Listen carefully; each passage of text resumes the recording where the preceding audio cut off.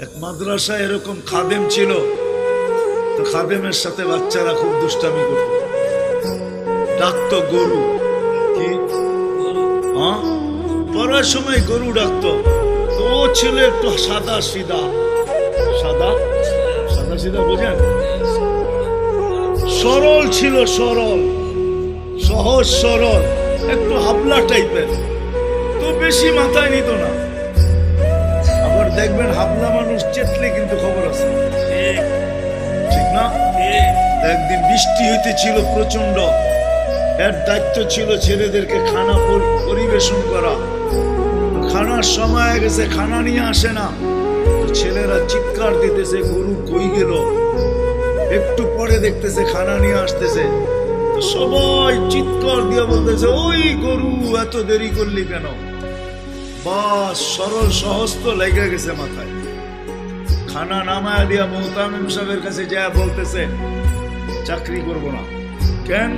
বাড়ি মাদ্রাসায় যেটি পালেন এটি সব দেয়া দাও। সবসময় গরু বলে শোয়া গেছি, আজকেও গরু বলতেছে ভিজা ভিজা খানা নিয়ে আইলাম। মোহতামিম সাহেব বুঝছে সরল সহজ মানুষ চেতলে তো এরমই চেতে গেছে গা সিধা বাড়িতে। রাত্র ৩টার সময় আসতেছে, আইসা মোহতামিম সাহেবের দরজায় খটখটাইতেছে, জিজ্ঞেস করছে কে? হুজুর আসছি। কি জন্য? চাকরি করবো। তুমি দিনের বেলা চলে গেলে চাকরি করবে না? এতদিন চাকরি করতেছিলাম শুই না, এখন চাকরি করবো দেখা। বলছে এটা আবার কি দেখা চাকরি করবে? মানে আমি স্বপ্নে দেখতেছিলাম কিয়ামত হয়ে গেছে, আমি পুলসিরাতের পাশে গিয়ে দাঁড়ায় আছি, পুলসিরাত চুলের মতো চিকন, তলোয়ারের মতো ধার। ভয় পাইতেছিলাম এটার উপরে পা রাখবো তো রাখবো কি করে। একটু পরে চিৎকার শুনলাম, তো দেখলাম মাদ্রাসার ছেলেগুলা সবগুলা হইহুল্লার করতে করতে আসতেছে। ওরা পুলসিরাতের পা দিতে দেরি, এটা সুপার হাইওয়ে হয়ে যেতে দেরি হয় নাই। সবগুলা উঠা পার হইতেছে, একটা পিছন থেকে আমাকে দেখা ফেলছে আর চিৎকার দিয়া বলছে ওই তোরা যাস কই? আমগো গরুটা তো দাঁড়ায় আছে, ওরে নিয়ে যাবি না?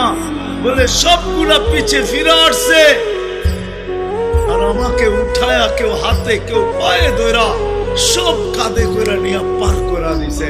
ঘুমের থেকে জায়গা গেছি, এই জন্য চোখে দেখা আমি এখন চাকরি করি। কমসে কম আমরা সামনের যে মাসটা আসতেছে রমজান, শাবান তো শুরুই হয়ে গেছে। 7 তারিখে দিবাগত রাত্রে নিষ্পম্মে শাবান হবে, আসতেছে। কমসে কম আমরা এই রমজান মাসে আলেম ওলামা তোলাবা আইম্মা ইমাম হক্কানি